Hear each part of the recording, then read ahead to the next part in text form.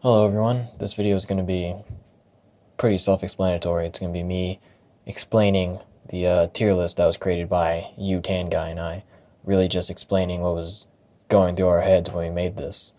There's a lot of placements on this list that have been contested, and I'd like to explain why we put them, where we put them, kind of justify what we did, and also just to clear up any kind of confusion regarding the list. One question I see thrown a lot is, what is this tier list based on? I've always been confused by that. It's based on what every tier list is based on. It's based on how good a character is. I feel like that's what tier lists are based on, unless otherwise specified. Another question I see thrown around a lot is, what's the role of assists in this tier list? How much do you factor in assists? And that's a good question to ask, because definitely with certain assists, a lot of these characters could be bumped up a tier or two. Generally, Tan Guy and I decided to try and downplay the the uh, the impact that assists have on these characters, because implement if you factor in assists like Guile back when he was meta, or Lianbo as he is now, then you can really shoot up a lot of these characters up to really high tiers. And just in general, with certain assists, some characters can clearly be better than others. Like if, for example, if an A tier character is using like F tier assists, then he's going to be a lot worse than, say, a D tier character using A or S tier assists. So, just in general, when it comes to assists, we tend not to factor them in that much, um, but they do still play a role. Definitely, when it comes to the highest tier assists, we definitely didn't try to include them as much as possible. Something else I want to address before I start here is that these are my thoughts on the list. Generally, this is still, I would say, this is Tan Guy's list. My contributions were honestly rather minor. I was mostly just an editor and consultant. Like, he would bring me the list and say, "What do you think about this? What do you think about that?" And I would just go through and and tell him what I agreed and disagreed on. So it is generally still his lists, and my opinions and thoughts that I'm going to give right now uh, might not necessarily be shared by him. So we're gonna start at the bottom, the worst of the worst, the bottom of the barrel, the F tier. So let's start with Danny. Danny is, in my opinion, the worst character this game has to offer. Uh, None of his attacks are good. I'd say the best one he has is probably his breaker, and that's not a very good attack. It's very just average. It's a very average breaker with a pretty low cost, but doesn't really do a whole lot. Just staggers. It doesn't have a lot of range or a lot of damage. Um, his two strike combos are both really bad. His primary strike combo is the better one. It's easy to use in a combo safely. It's really quick. It's not that expensive, but it's not that strong, and it doesn't have any kind of effect at the end, which means that you can't follow up with another attack afterwards. Your opponent can get up as soon as the attack ends and counter you. His special strike combo, the one that costs 4, is much worse. It can't be comboed off of really anything. I think the only way you can use it safely is to use Movie Black to launch the opponent, and then you can use his 4 cost combo.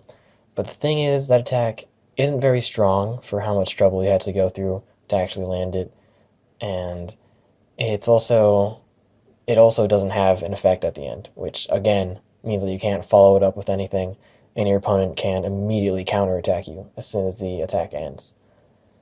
His Bison charge is also really terrible. It's super weak because it's supposed to be the fast combo starter attack, but you can't actually start a combo with it. The only way you can combo after that attack is if you've cornered your opponent, and I think the only thing that works afterwards is Danny's primary strike. Any other attack is going to get blocked. So it's just a terrible attack. It serves no real purpose. And another thing with Danny that just really solidified him as the worst character in my mind is that back when Guile Assist was really, really strong before it got nerfed recently, you could slap that onto any leader and it would shoot them up 1 or 2 tiers. That worked for basically everyone except Danny because he just doesn't have a good attack that can be used after that ability. And even now with Leonbo Assist, who's the new hotness, who's really, really good, Danny still can't benefit from it. So he is very, very firmly in this bottom tier.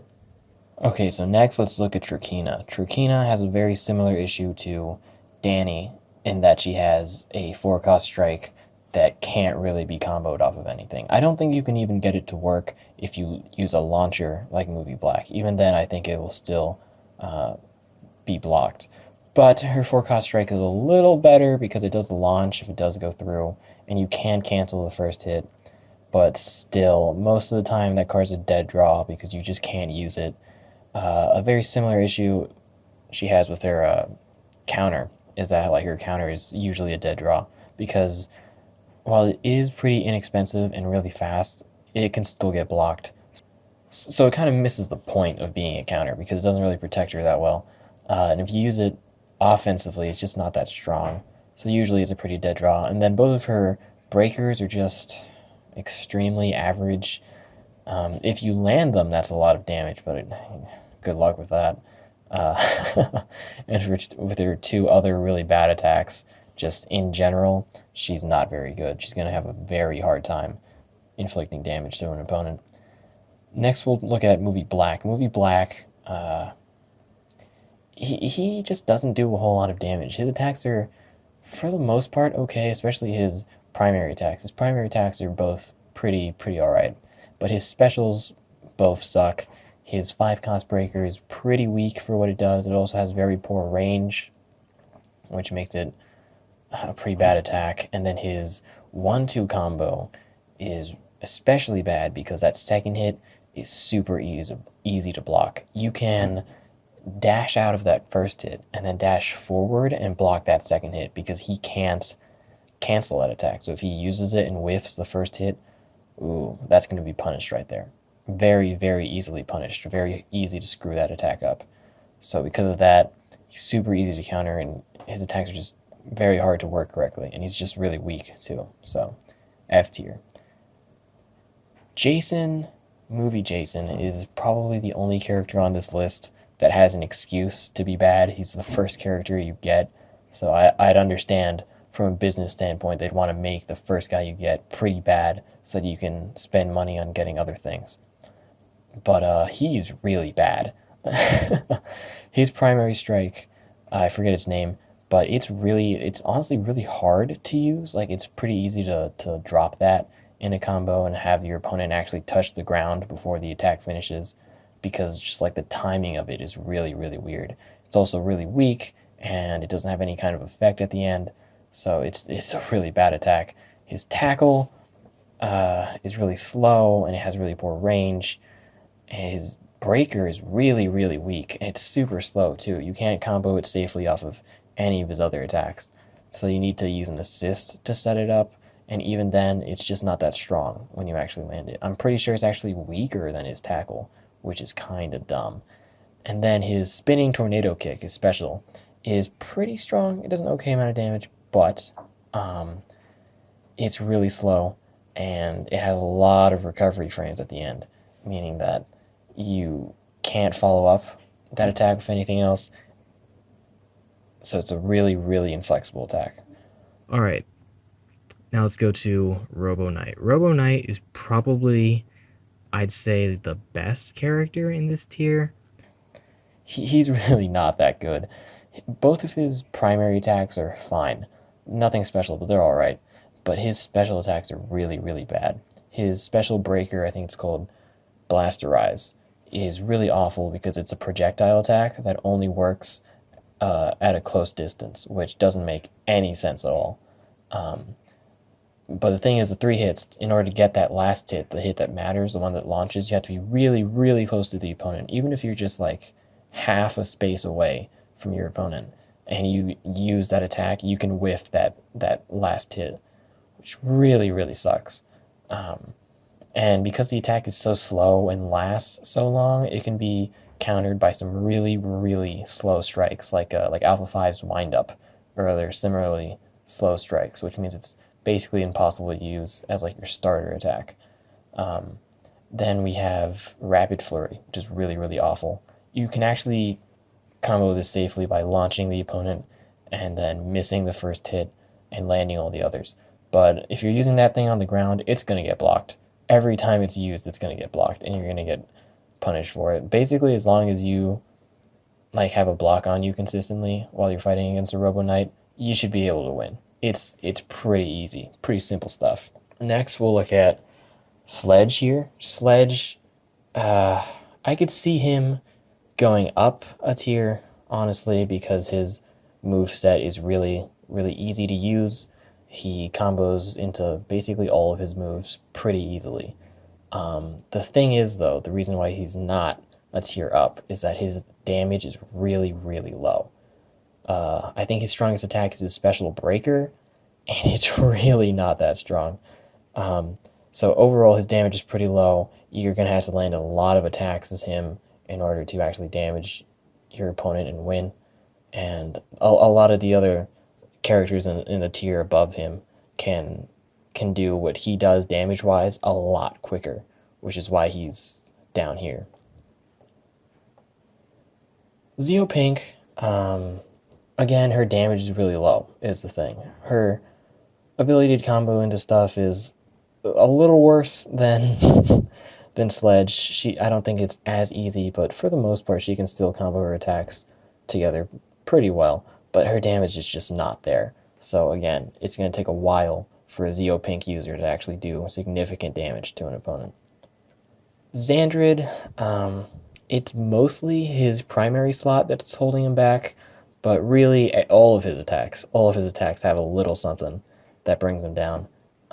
His counter is just way too expensive at 5, and if you use it when that's like all the energy you have, and you use that attack, then you're going to be left vulnerable because counters reset the energy timer. So you're going to use that 5-cost attack, half your meter, and if that's the only energy you have left, then once your opponent touches the ground, you're not going to be able to defend like at all, which really sucks.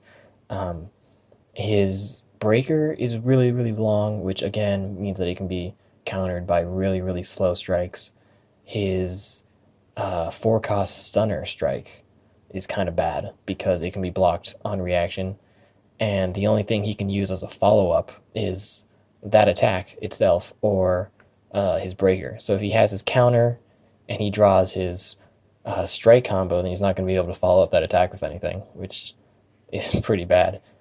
Speaking of his strike combo, unlike mostly every other strike combo, it can't be cancelled.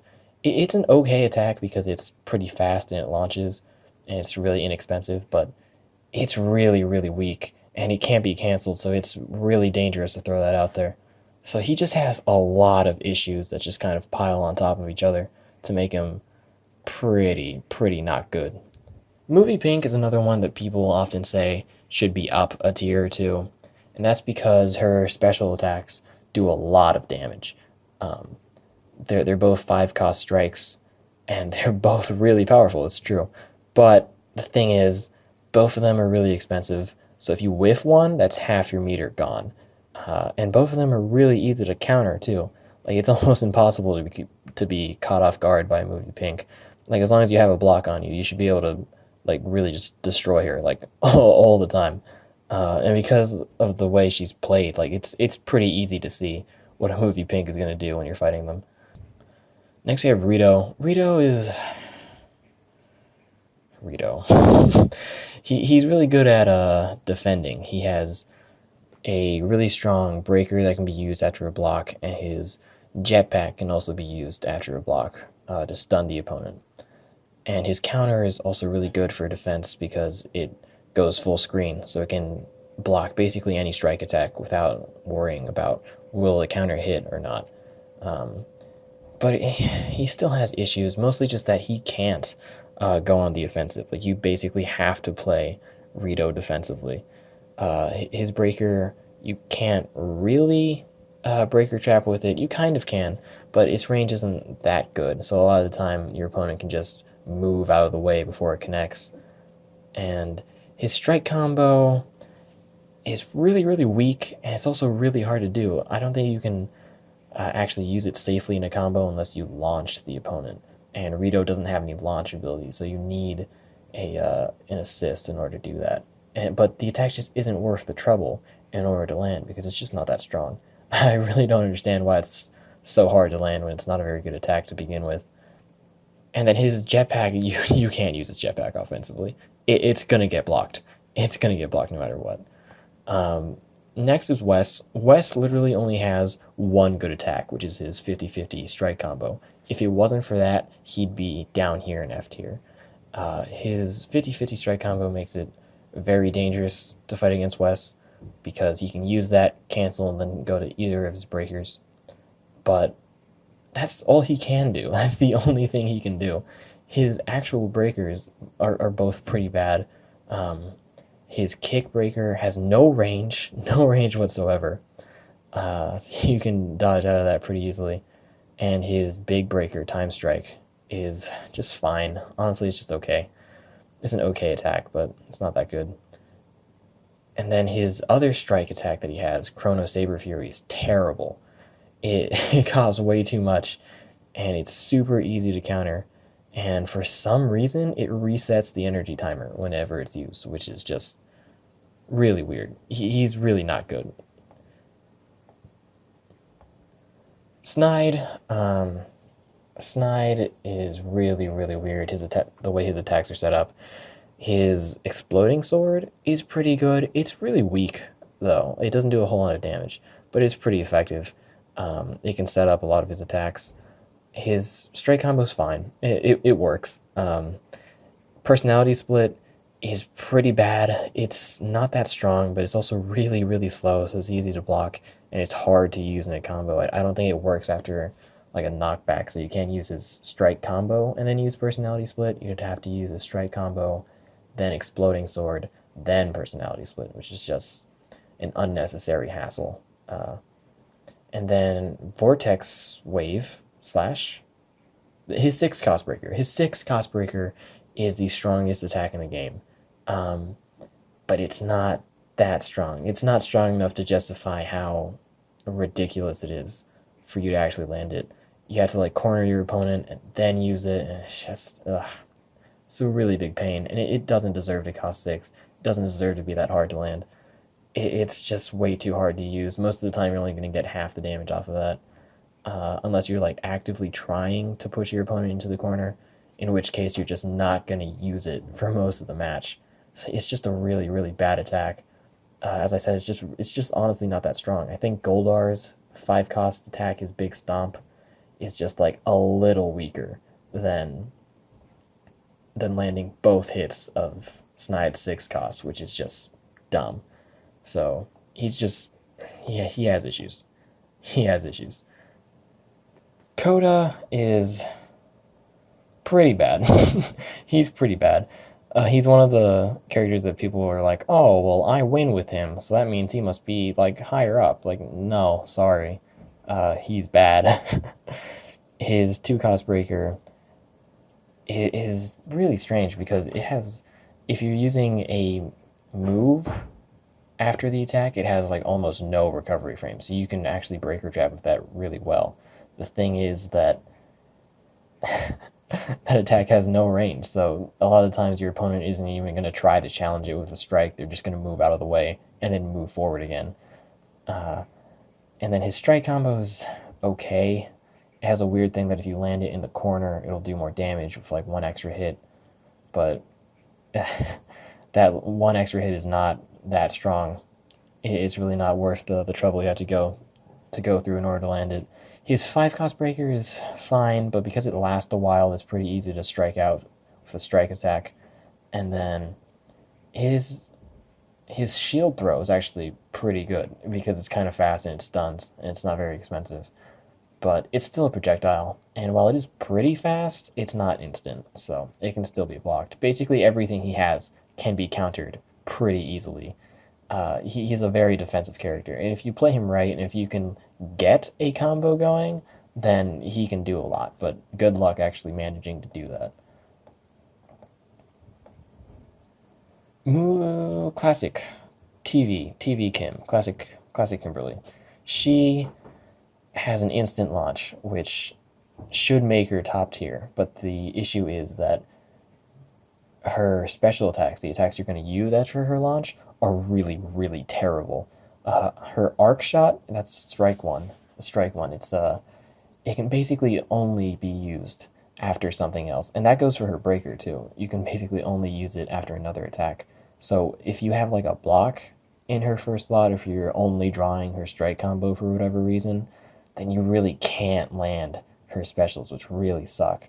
Arc Shot's probably the least bad out of her two specials, but it's still not very good. Her other special, Jump Shot, is super slow, and it doesn't do anything once it connects. It's kind of strong for how inexpensive it is, but it's not that strong.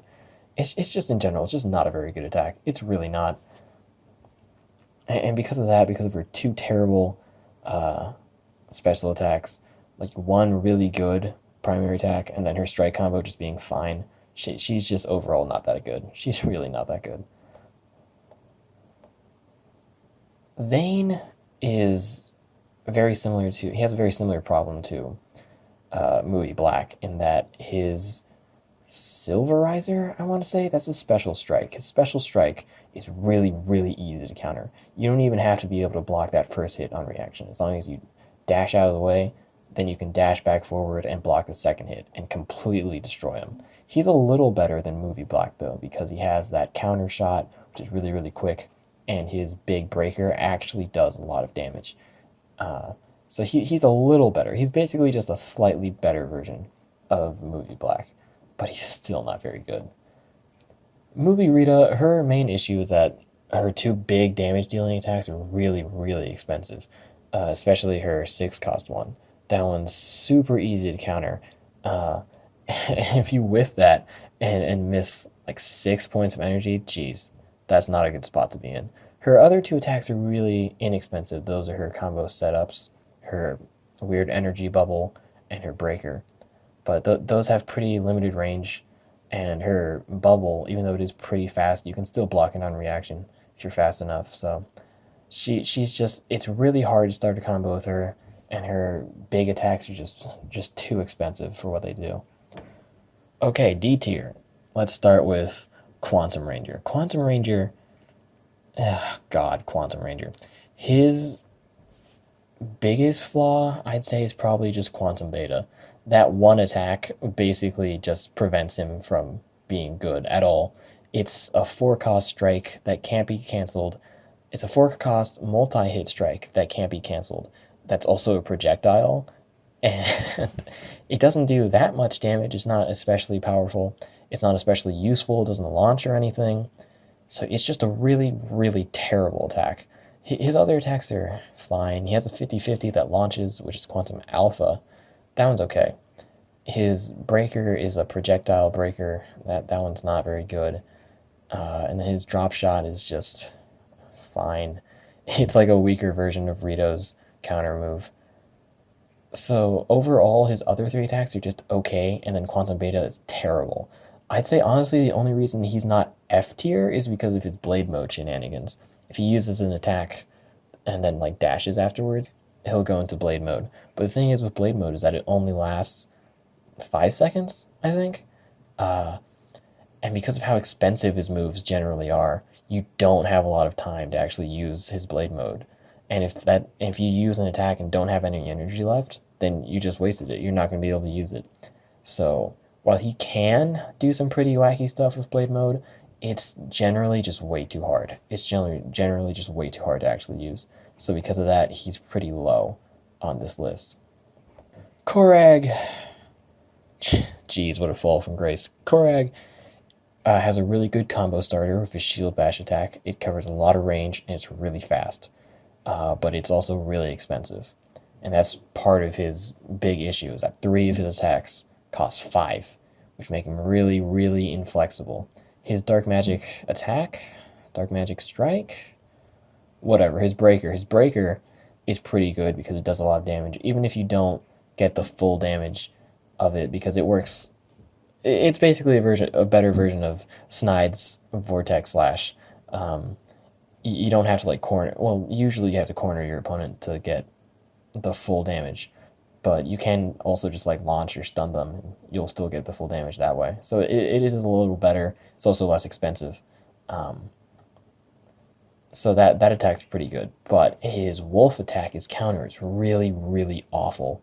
It's just as expensive as Dark Magic. Corex Breaker is just as expensive as that, but it's way weaker. And because it's a counter, it'll reset the energy timer. So if you use Shield Bash and then Wolf Attack, you're going to be completely devoid of energy, and you'll have your count energy timer reset, so you won't be able to gain energy for a while, which means you're going to be completely vulnerable. Like your opponent's going to be able to mess you up really bad. So in general, he's just very, very inflexible and not very powerful. Oh, I forgot to mention his 2-cost strike. It's okay. It's fine.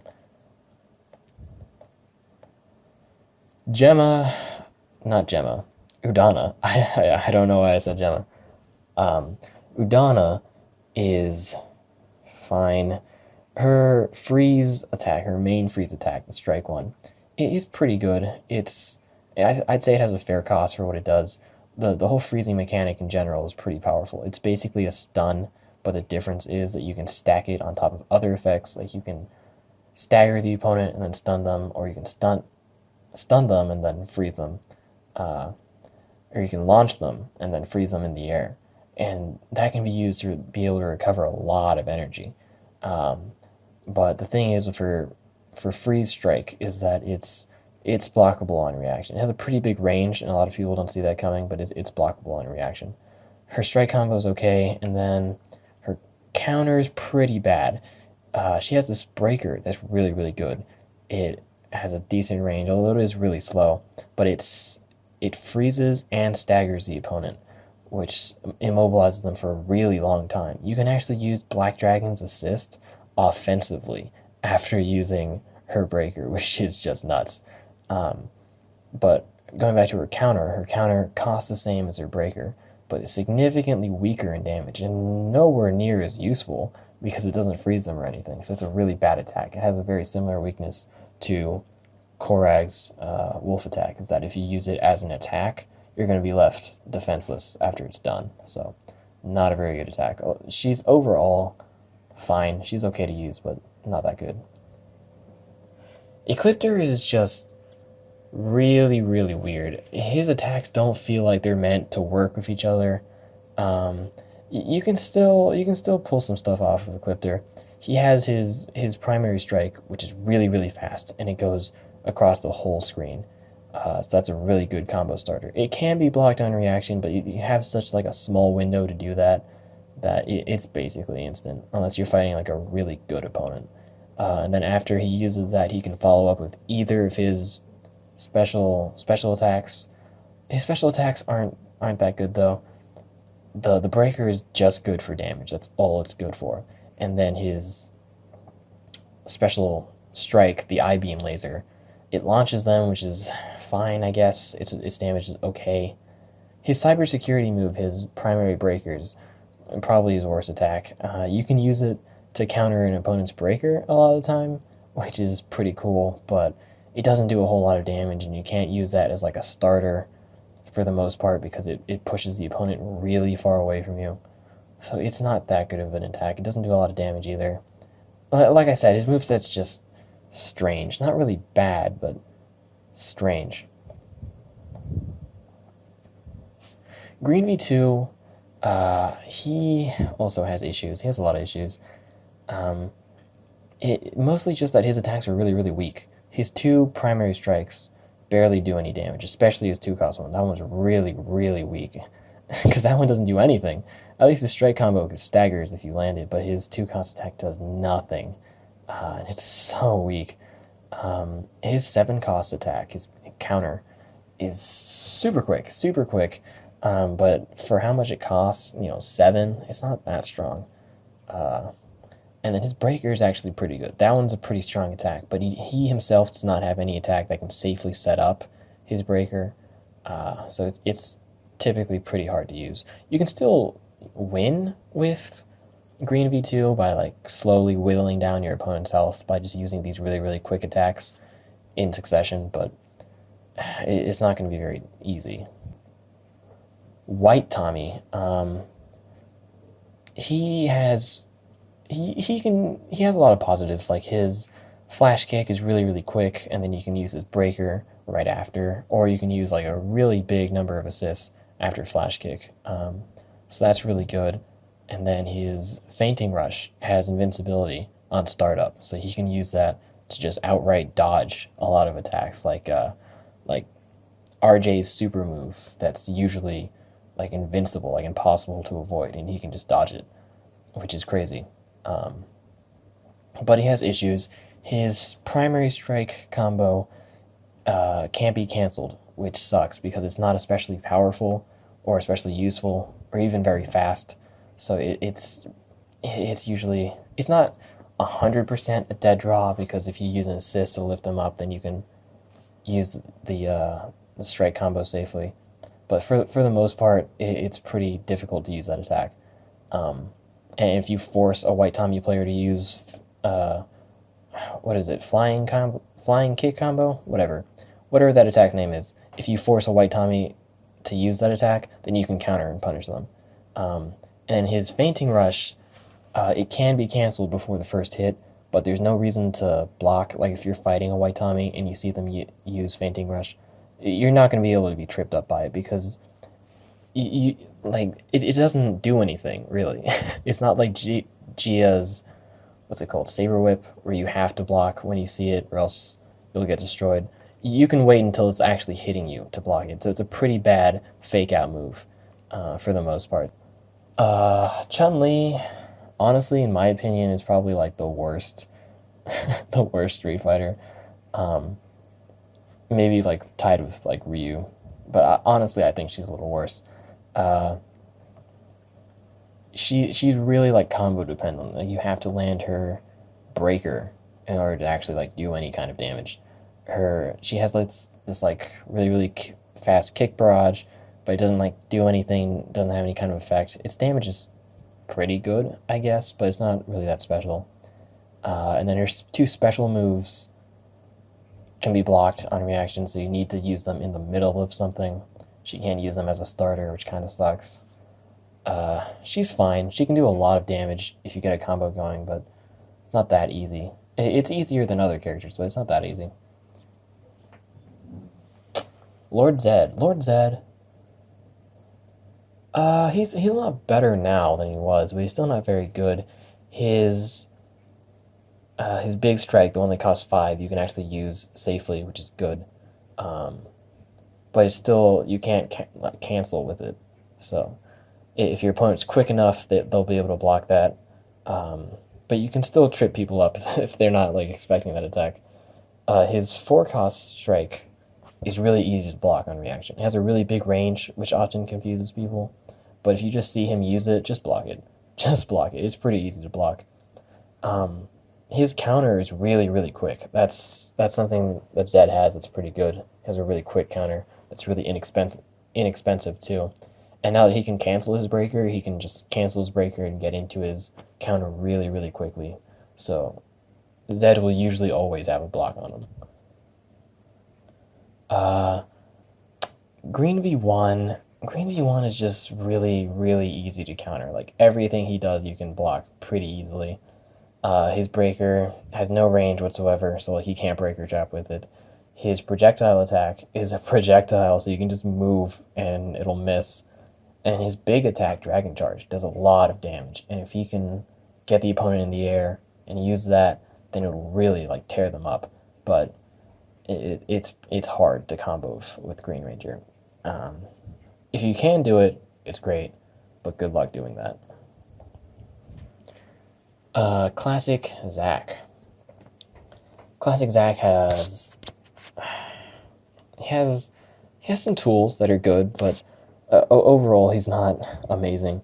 His strike combo, his primary strike combo, is honestly pretty good because it's very inexpensive, and it's not, even though it's not a 50-50 strike, it's like kind of a 50-50 strike because the last two hits happen really really quickly. So even if your opponent knows like you're not going to cancel it, because the attack happens so quick that if they like try to block, like they honestly might not be able to. Like I've been destroyed by classic Zac a lot because that's happened to me. I'll try to block, but it'll just happen too fast. Aside from that, though, his attacks are pretty bad. His primary breaker is pretty crappy. It doesn't have a lot of range or damage. His special breaker also doesn't have a lot of range, but it is really powerful. But it's so hard to use. And then his special strike, the spinny axe thing, is just okay. It's an okay attack. Overall, he's just fine. It's whatever. Classic Jason is like surprisingly easy to combo with for the most part. You can use his 2-cost attack and then follow up with everything else that he has. And because of the way he rolls around, you can roll forward and then follow into his 2-cost attack, and the animation just like flows together so like naturally. So like a lot of times like opponents like just won't see it coming. But he does have some issues. His primary strike combo is really hard to use. It can only be used after a launch, which is just weird. It's not especially powerful or anything, so I don't know why it has that restriction. His lunging strike attack has a lot of recovery frames at the end, so that has to be like your last attack that you do, and you're not going to be able to recover energy for a little bit after you use it. But he has also a really good breaker. I forgot to mention that. His breaker is really, really fast and it launches. Overall, though, I don't think his damage is that high, which is another thing that kind of drags him down. But he's alright. I like using Classic Jason a lot. Classic Trini is only this high because of her counter move. If it wasn't for the way her counter works, she'd be like E or F tier. It's a 2-cost counter that stuns the opponent, and because of that, she can use that as like her starter move and follow up with a whole lot of things. Namely her breaker that launches, and then use her dagger spin attack to do a lot of damage. The thing is, though, without that counter, she's pretty bad. It's pretty hard to go on the offensive as Trini, which is ironic because she's supposed to be an attacker character. But for the most part, if you're playing Trini, you're going to be playing defensively. So because of that, she's pretty low tier. Classic Billy, his 2 primary attacks are really fast, and you can get a lot of combos that way. And if you corner your opponent, then you can use his specials after using his pole vault. Then you can actually use his specials, which do a lot of damage. But the thing is, his special attacks are really, really slow. They're not that useful. So if he has a block in his first thought, or if he's just like consistently drawing his strike combo, he's going to suffer a lot. And honestly, for the most part, he's also very predictable because he's gonna try to use his pole vault attack as much as possible. And if you know that and you can see it coming, you can block and counter him and really just destroy him pretty easily. Putty is super easy to counter. Every single thing he has can be blocked on reaction. But the thing is, if he does get an attack going, he can do a lot of combos. He can basically do any of his attacks in a combo together in like any order, and it will work. It's really odd, but I've once seen a comment that like he's really easy to get a perfect against, but also it's very easy for him to get a perfect against you.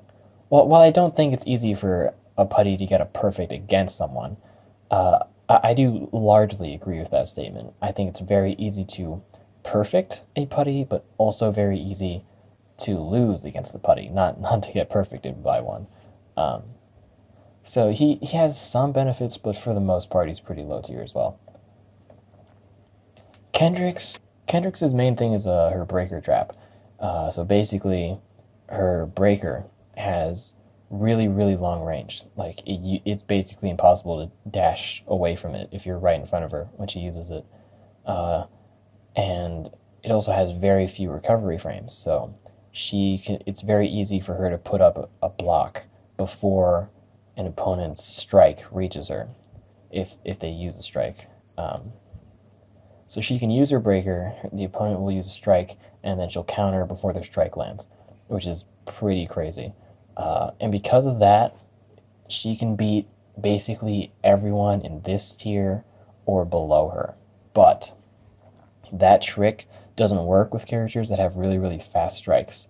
So because of that, she can't beat anyone above her. She like crushes these people and below, but can't stand up to anyone above her, which really sucks. And she's also very vulnerable against people that use breakers a lot, because her strike combos are pretty easy to block on reaction as well. So it's easy to breaker trap her, which is a bit ironic. Movie Trini is very similar to White Tommy in that she has a 3-cost kick that she can follow up with a breaker. Her breaker, though, is Ground Pound. Ground Pound is a very confusing attack for a lot of people because it doesn't hit immediately in front of her. It hits a space away from her. So I've seen a lot of players, like especially really like low-level players, they'll try to use Ground Pound when the opponent is right in front of them and it doesn't land. I've even seen videos of people that use it multiple times in a row, thinking that somehow it'll be different and work this time, and it doesn't work. But if you know what you're doing, what you're supposed to do is you use KO kick, which pushes them away, and then you use Ground Pound. And that's basically how you're supposed to play Trini. You just use Ground Pound. You use her stunning headbutt, move backwards, Ground Pound. You use that and you can win. It's pretty simple stuff, but she's pretty effective for the most part. Her issues is that her headbutt is pretty weak and easy to counter. KO kick itself is pretty slow. It's slower than the flash kick. It's still kind of fast, but you can block it on reaction if you know what you're doing. And then her strike combo is kind of a dead draw. It's pretty difficult to use that attack safely in a combo. I think you can for the most part, but it's not easy.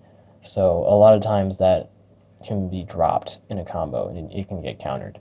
So she has issues, for sure. She has issues. TJ is really good at defense.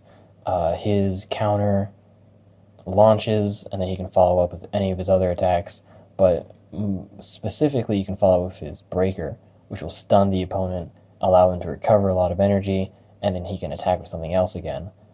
So if you're playing TJ defensively, you can do a lot of stuff with him. The thing is that if you try to play an offensive TJ, you're not going to do very well. His attacks can be countered pretty easily. And also, if you start throwing a lot of breakers at TJ, even though his strike combo can deal with breakers pretty effectively, you can breaker trap him if he uses his jumping like slam attack, which is really, really slow. And you can counter that and punish him. So offensively and against breakers, he sucks. But if you're using him defensively, he's pretty good. Kendall? It's a little confusing because Kendall and Kendricks have very, very similar names. But Kendall, her primary attacks are really good.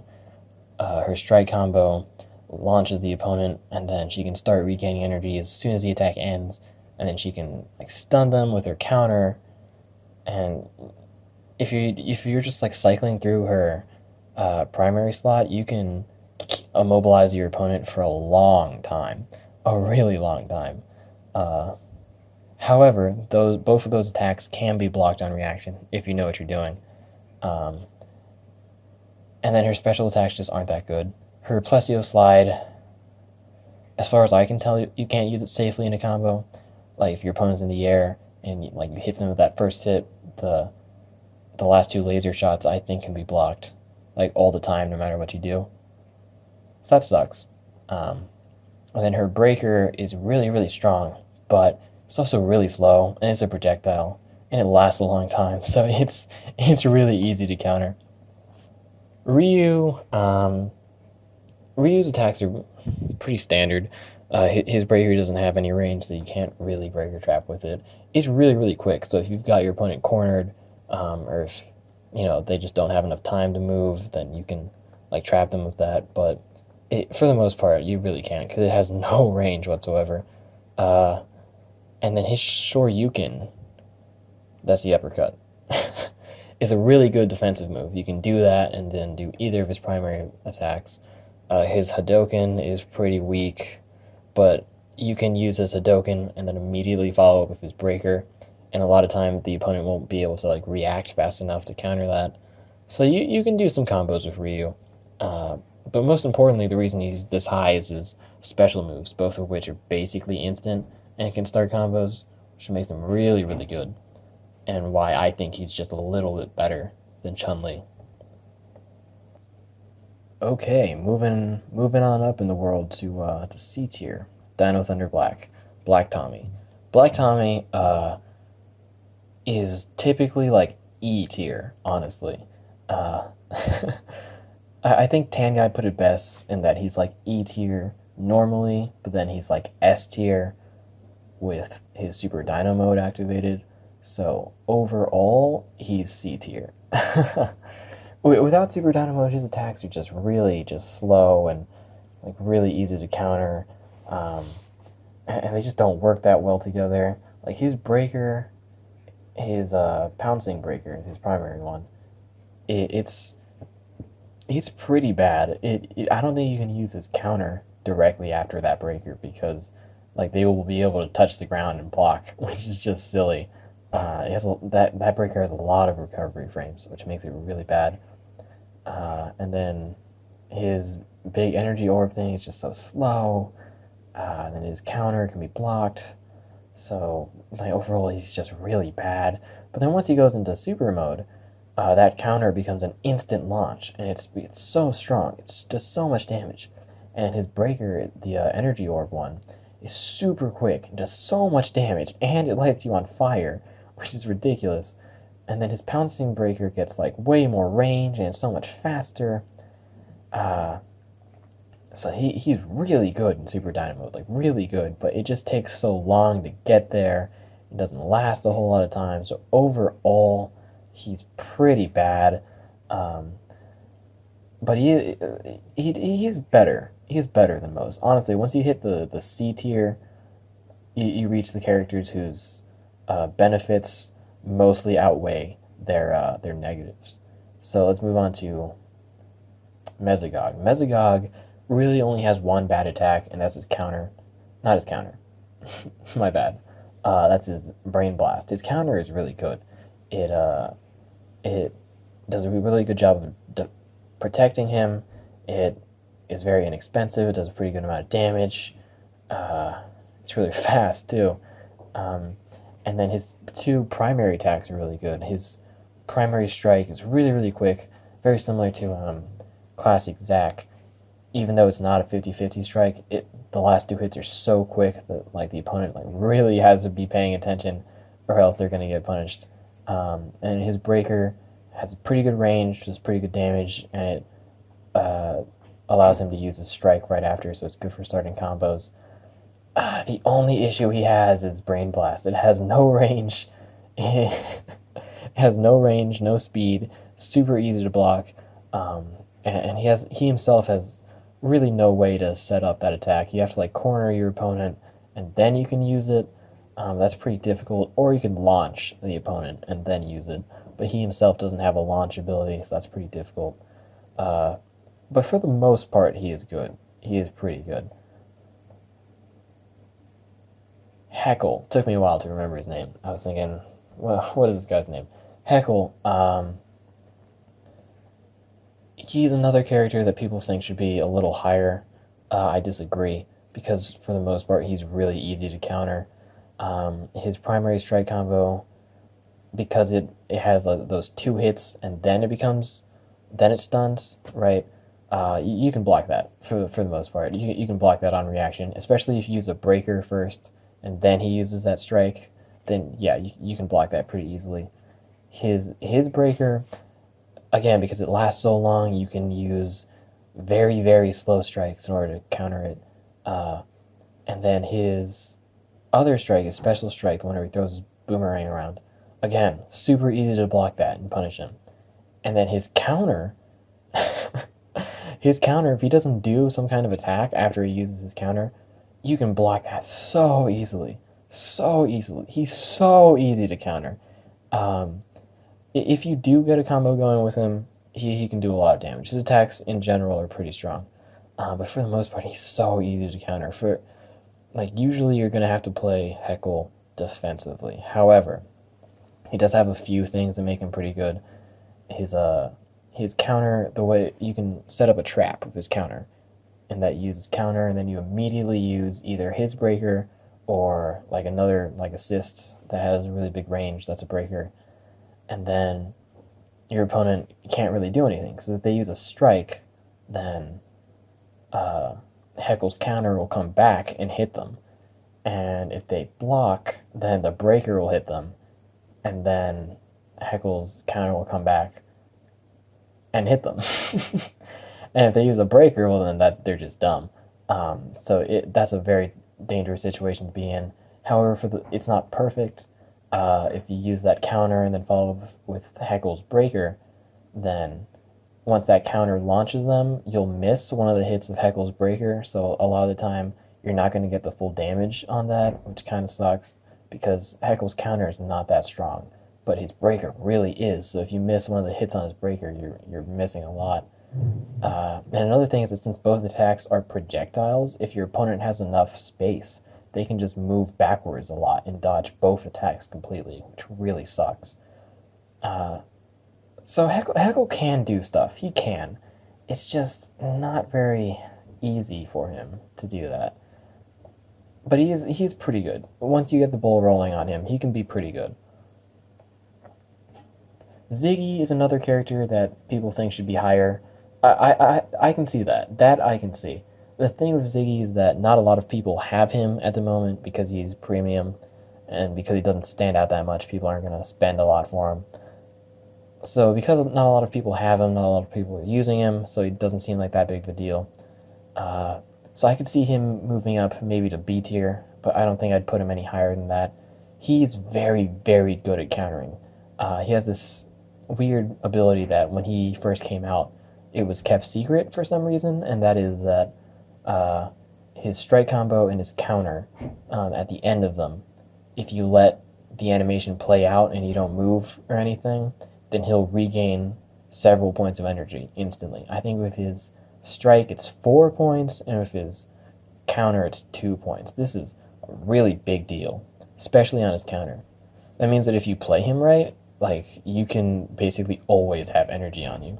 A lot of the times characters have an issue where they'll expend all their energy in a combo, and then their opponent will counterattack and they just won't be able to block or anything because they don't have any energy left. But Ziggy is basically immune to that. His attacks, though, are really good. His counter, as I mentioned, it's very inexpensive, only costing 2, and it does a pretty good amount of damage for its cost. And it launches, too, so he can use any of his attacks after that counter. And then his primary breaker is okay. It's pretty slow, but it's strong, so it's warranted. And you can also cancel it. And I think it's probably the only like cancelable breaker that I think actually works because it has a really big range and it does a lot of damage. So your opponent is going to want to use a strike. They're not going to just try to move out of the way. I just wish the window for cancellation was a little bigger, but it's a pretty good attack. And then his strike combo is really good. It actually does a lot of damage for a strike combo. It's kind of weird. And you can regain energy after it, as I said, which is great. And then I think, honestly, my favorite attack of his is his special breaker. It's basically Coreg's Dark Magic Strike, but like on steroids. Because it costs like almost half as much, but it's so easy to land. And it does so much damage. It's so strong. It's such a strong attack. So overall, Ziggy's damage output is really, really high. So yeah, I could definitely see him moving up a tier to B tier. But he does have his issues. Like I said, he's a really good defensive character, but offensively, for the most part, he kind of sucks, and he'll need assists in order to fill in his weak points. But I still think he's really good. I still think he's a really solid character. Classic Rita. Classic Rita is another very good defense character.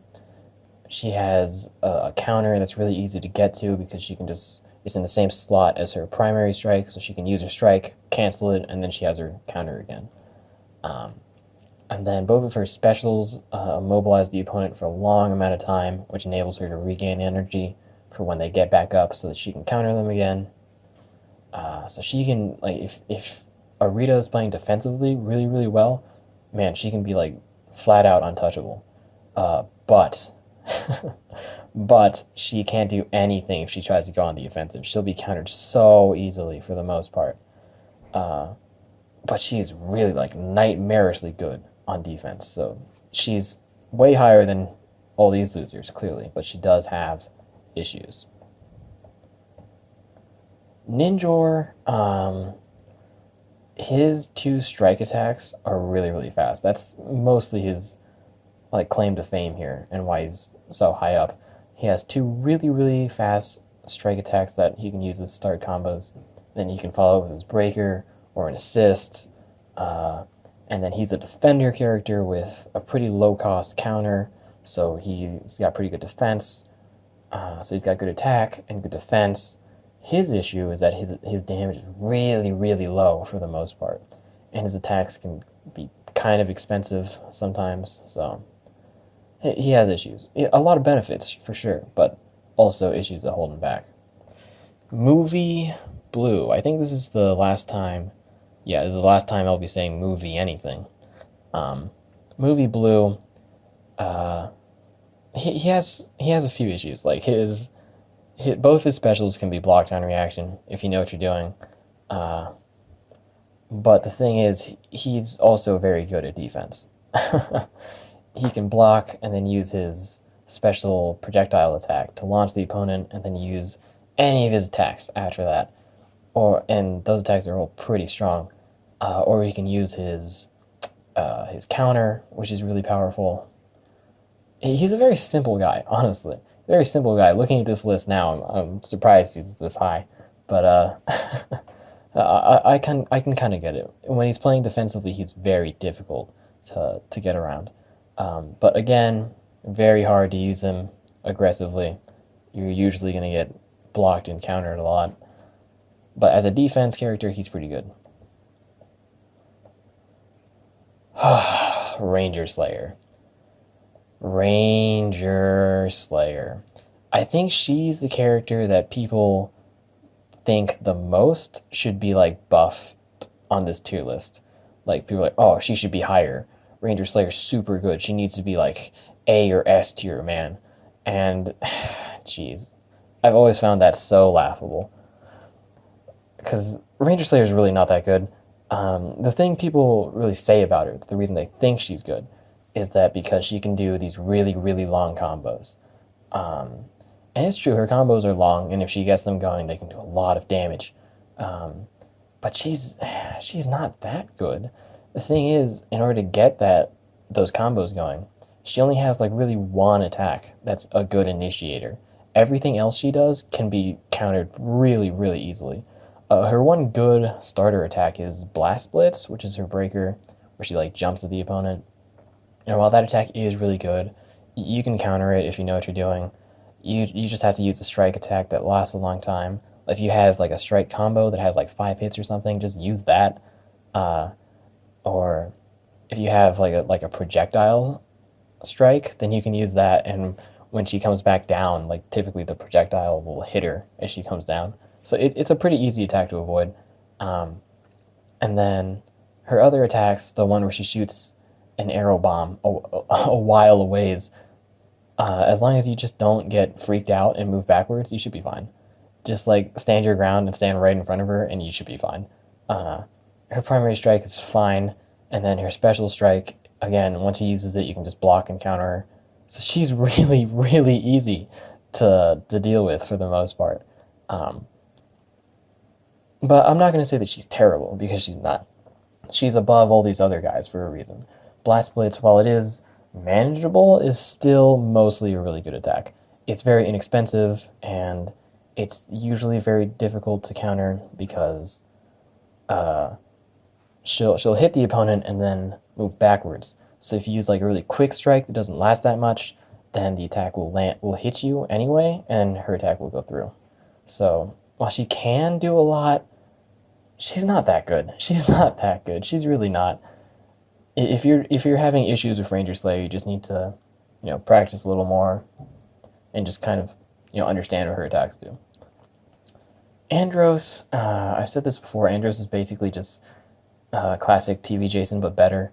He has very similar attacks, but his do way more damage and are way easier to land, have fewer restrictions.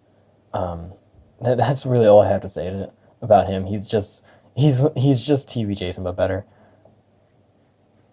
Time Force Pink. Jen, that's her name, right? Jen, she just has really, really easy combos to do that are really strong. Nothing super special about her. She's just really, really solid. She can be countered for the most part, but it's a lot easier for her to go on the offensive against an opponent. Oh, Jesus, what's her name? Cassie. Cassie has a lot of good stuff going for her. She's very similar to movie Trini in that she has that 3-cost like kick attack that she can follow up with something else. Just like movie Trini, her kick can be blocked on reaction, but unlike movie Trini, her kick has a really big range. So you can't just dodge out of the way most of the time. You have to actually like block it or get hit. And then she has her big 5-cost attack, her arrow attack, which does so much damage. So she can use her kick and then follow with that arrow attack, or she can use her counter. Her counter is also really inexpensive, and it stuns. It has a deceptively large range, so she can use her counter and then her big arrow attack, or her kick and then her big arrow attack. So she's very good at defense and offense, and while she can be blocked on reaction, and she does have some issues, for the most part, she's really, really strong. Okay, B tier. I think I'll start at the bottom here and work my way up. What's his face? Blue Centurion. I could see him being moved down to C tier, honestly. I think he's very, very similar to Cassie. But the reason why he's a bit higher, it's two things. His primary kick, I think, is a little faster, and because of that, he can start combos more reliably. And then just like Cassie, he has a 5-cost projectile that he's going to be using after that attack. So, like I said, they're very, very similar. But the thing that really like puts him just one above is his super mode. The actual function of the super mode doesn't matter. The gimmick is supposed to be that you can't see the typings of his attack, but that doesn't matter because unless you're like a really inexperienced player, you're not going to be looking at the typing. You're going to be looking at the animation of the attack itself. And because none of his animations look remotely similar to each other, you can basically tell which attack he's going to use at any point. But what's really good about his super activation is that it stops time. So if he uses it and the opponent uses an attack at that moment, he can see what attack they're using and respond accordingly. So because of that, it's basically a free counter button. And also, it decreases the cost of his big 5-cost breaker attack to 4. So he can use that more often, more frequently. So that's really, really good. However, for weaknesses, his special strike is pretty bad. And his primary strike, while it is faster, I feel like for the most part you can still block it on reaction if you want to. And his breaker is also really, really bad if you just throw it out, because it lasts a while, so you can counter it really easy.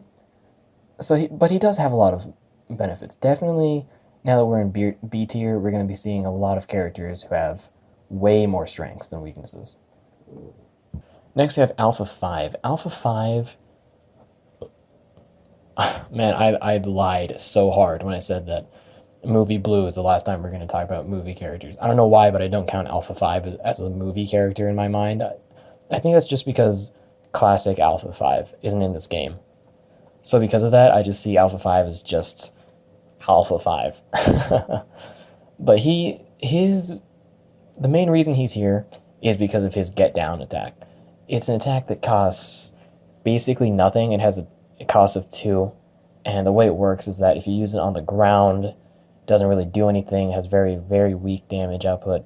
But if you catch your opponent with it in the air, its damage is like tripled or something. So it's really, really powerful.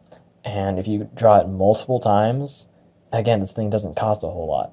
And if you're catching your opponent in the air a whole lot, it's going to be doing so much damage. Like, just because of that, he does so much damage. His other attacks are fine. His breaker is very similar to Trini's ground and pound in that it hits a space away from where he is, but unlike ground and pound, the hitbox is a little closer to him.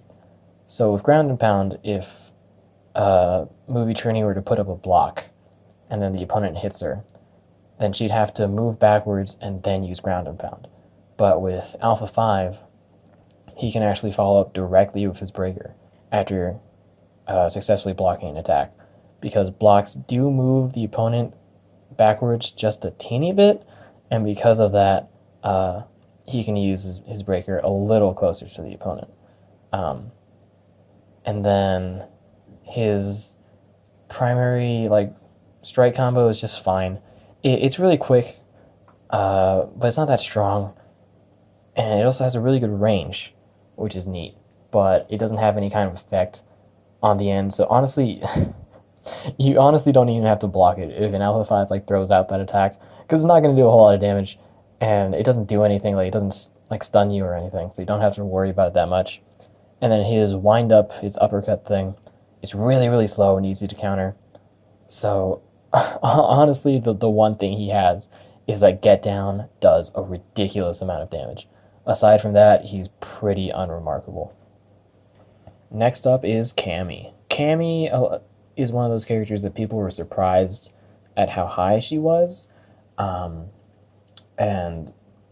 I don't know. I think she's pretty good. For the most part, I think the reason why no one uses her is that compared to the other Street Fighters, she's not very flashy. She doesn't have any fireball attacks or any kind of mystical anything. She just kicks really good. At least with Chun-Li, she does the barrage attack, which looks cool. But with Cammy, she just kicks. With that being said, her special kicks are the reason why she's really good. Both of her primary attacks are just okay. They're really not worth talking about.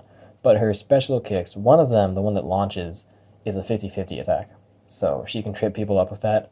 And then the other one, the spiral arrow, I think it's called, it's not a 50-50, but it hits really, really quick. So a lot of the times, even if you can see the attack coming, you're just not going to be able to block because it hits so quick.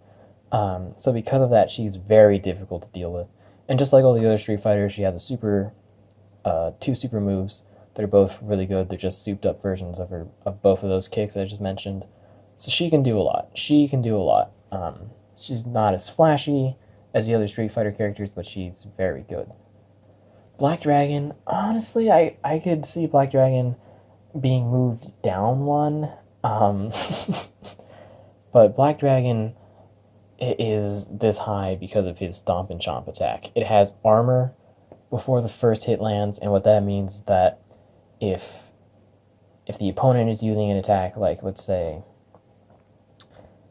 Alpha 5 uses his uppercut, and Black Dragon uses his Stomp and Chomp. So if the uppercut hits Black Dragon will take the damage of that attack, but he won't be affected by it. His attack won't be interrupted. So he'll continue with the attack, and that allows him to swallow a whole lot of attacks. Even counters. If an opponent uses an offensive counter, he can just basically walk right through it and attack with Stomp and Chomp. And it can also be canceled after the second hit, so you can hit the first 2 hits and then cancel, and then your opponent will assume the third hit will follow, but it doesn't. And then you can follow up with one of Black Dragon's breakers. So Stomp and Chomp is a very, very flexible attack. You can just use the first hit, cancel it, and then follow up with a breaker if you want. You can do basically anything you want. And if the opponent doesn't have any blocks and you know that, then you can use Stomp and Chomp and then regain a lot of energy, because that attack stuns on the last hit if you use the whole thing. And then you can follow up with his tail swipe, which does a lot of damage, and then stomp and chomp again to recover more energy. It's nuts. If you want to, like Black Dragon can do a lot of nut stuff. But the reason why he's B tier, and the reason why I think he should go down lower, is that his other attacks kind of suck. His tail swipe is pretty strong, but you can block it super easily. And then his roar attack is also, well, that one's kind of hard to counter, but because it's a projectile, you can just move out of the way. And then his Nega Beam is really, really quick, but it lasts a long time, so you can counter it pretty easily if you see it coming. Really, the best attack he has is Stomp and Chomp. That's really the only good attack he has. And the reason why I'd say he should be C tier is that he does take damage while using Stomp and Chomp. It's not invincibility, it's just armor.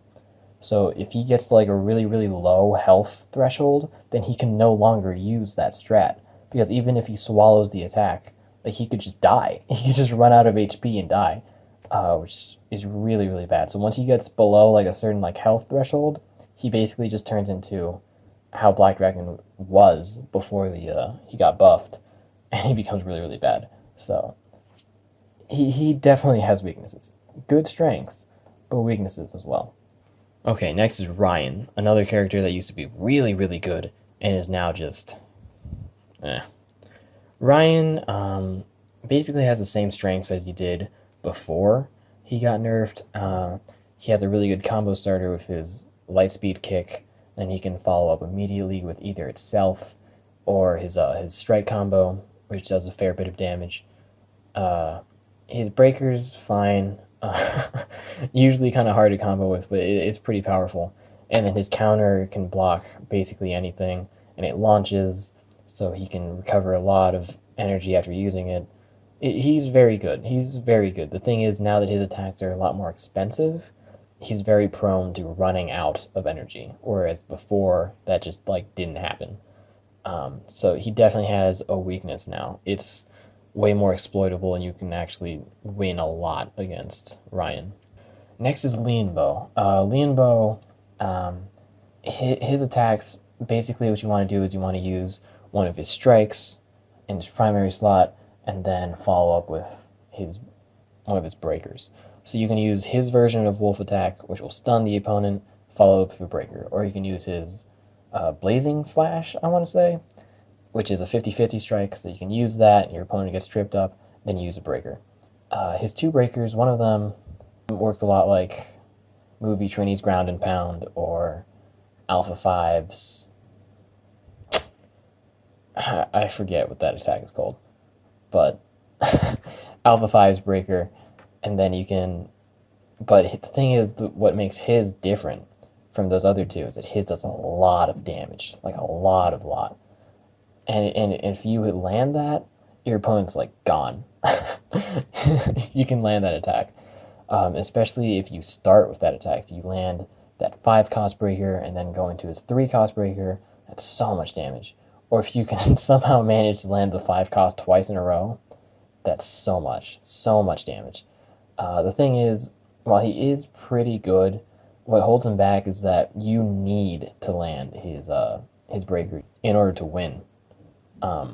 Because his primary attacks are super weak. Even though they do have a damage over time effect with the fire, they still do so little damage. It's actually kind of pathetic how weak they are. So you need to trip up your opponent in some way in order to use his breakers. And if that doesn't happen, you're not winning as Lianbo. Next is Dragon Shield Zac.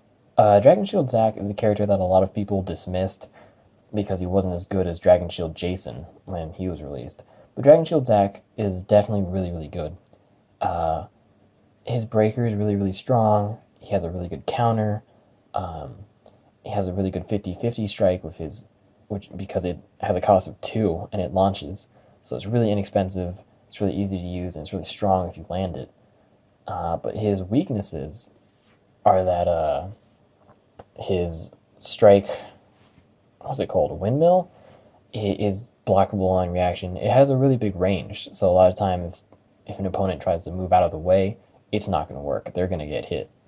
But it can be blocked on reaction, which sucks. And then his 50-50, like, the second hit doesn't have a lot of range, so if you just dash out of the way of the first hit and the second hit happens, you're not going to get hit. So you don't really have to worry about it that much. And his breaker, while it is really strong, and it has a really good range, it moves Zack backwards after he uses it. So it's very hard. You can't use it as a starter or as like a middle move. It has to be the last attack you use, which makes them a little inflexible. Both of his super attacks are really good, but the thing is his super mode activation. I mentioned that Blue Centurion, once he activates his super mode, he gets a brief period of stopped time. This also works for these Street Fighters. He actually has a delay after the stop time before he can actually move again, so he can't use that as like a free counter, which kind of sucks. It's not a huge deal, but it just makes him not as good as other characters with that ability. But overall, he's pretty solid. His grievances are pretty minor throughout, but he does have them, which prevents him from being A tier or higher. Samurai Red. Let's talk about Lauren. She's pretty good in this game. Both of her special attacks do a lot of damage. Just flat out, they do a lot of damage, but also they have that fire damage over time, which does even more damage. And then her primary strike, she has that 5-cost one, which is really, really good for starting combos. And her strike combo is just okay.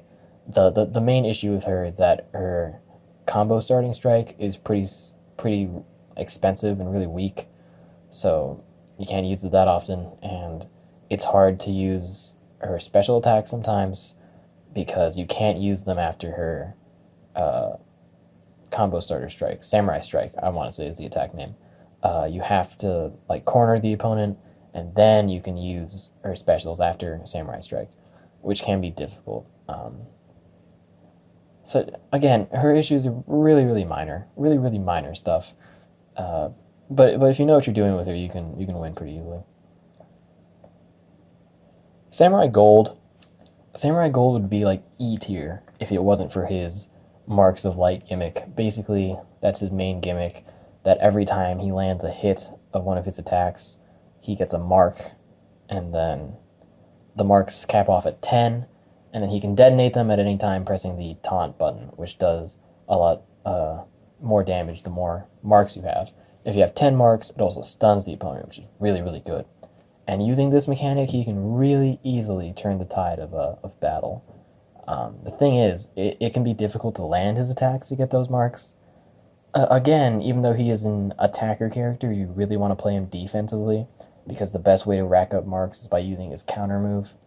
It does a lot of damage. I'm pretty sure it's his strongest attack, and it racks up the most marks. So it's just flat out his best attack. So you're going to want to use that, and then maybe follow up with his breaker or something. And then if you do that, counter into breaker, that's 10 marks right there. And then you can detonate them, do a lot of damage, and stun the opponent. Great. But his two primary strikes like really, really suck. One of them is just like a pretty average strike, and then the other one has a really slow startup, so you can block it on reaction, and you can't cancel it until after, I think, the third hit. So even if you don't block that attack on reaction, you have, like, 3 chances to block again? So that's a really, really bad attack. Part of the reason why you should play him defensively. Just wait until your opponent falls into your attacks, and then detonate your marks, and you'll win. Alright, next let's move on to Magna Defender. Magna Defender, his best attack, pretty much the sole reason he's this high, is his breaker. I think it's called Valiant combo.